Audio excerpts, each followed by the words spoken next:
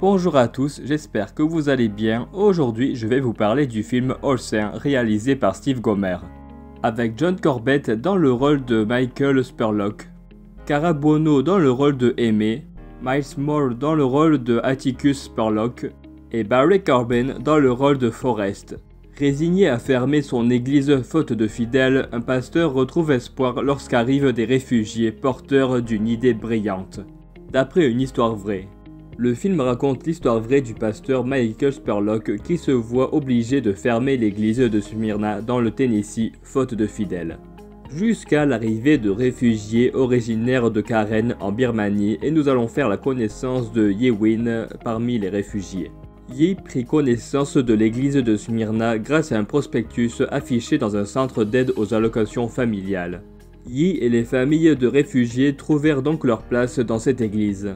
Le pasteur Michael fut ému de compassion pour eux en se renseignant sur la situation de leur pays, à savoir la guerre et le génocide.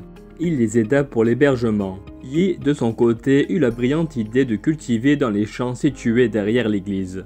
Tout le monde était d'accord, sauf Forrest, une personne âgée avec un très fort caractère. Cela est dû à sa jeunesse lorsqu'il participa à la guerre du Vietnam. Aimee, la femme de Michael, aida les jeunes réfugiés afin qu'ils soient scolarisés. Elle prit soin également de leur apprendre le chant et la musique. Michael, de son côté, essaya de convaincre les évêques à ne pas vendre l'église, mais à lui laisser quelques mois pour les récoltes de leur production. Mais les évêques n'étaient pas vraiment d'accord pour ce projet.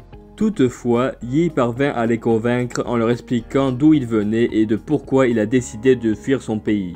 Après ça, les évêques acceptèrent. Alors Michael, Ye et tous les fidèles de l'église commencèrent les plantations. Mais il fallait convaincre une autre personne qui leur sera d'une grande aide, Forrest. Ye montra de l'amour malgré que Forrest était réticent à l'idée de les aider. D'autant plus que le pasteur s'était pris un peu le bec avec Forrest. Maintenant réconciliés, ils parvinrent à s'entraider. Le temps passa et le nombre de fidèles augmenta. Le pasteur Michael investit de l'argent pour l'achat d'un tracteur afin de faciliter le travail.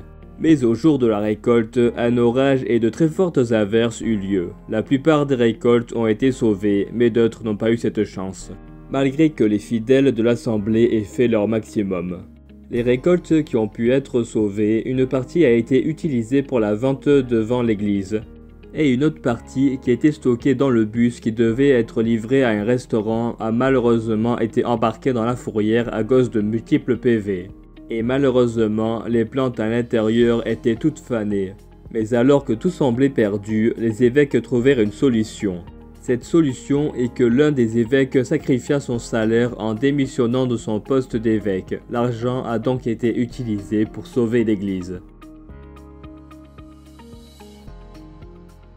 Un beau film globalement, une belle histoire d'un pasteur qui aida des réfugiés et ces derniers eurent la brillante idée de sauver l'église en cultivant dans les champs situés à proximité de l'église. Les fidèles de l'église travaillaient main dans la main malgré qu'ils aient perdu une bonne partie de leur production. Le film est globalement assez sympa et aussi encourageant pour, pourquoi pas, donner une idée pour les églises de France. Ce film est disponible sur Netflix. Je vous recommande aussi ce film à tous, comme d'habitude je vous mets les liens en description où vous pouvez vous procurer ce film, soyez tous bénis.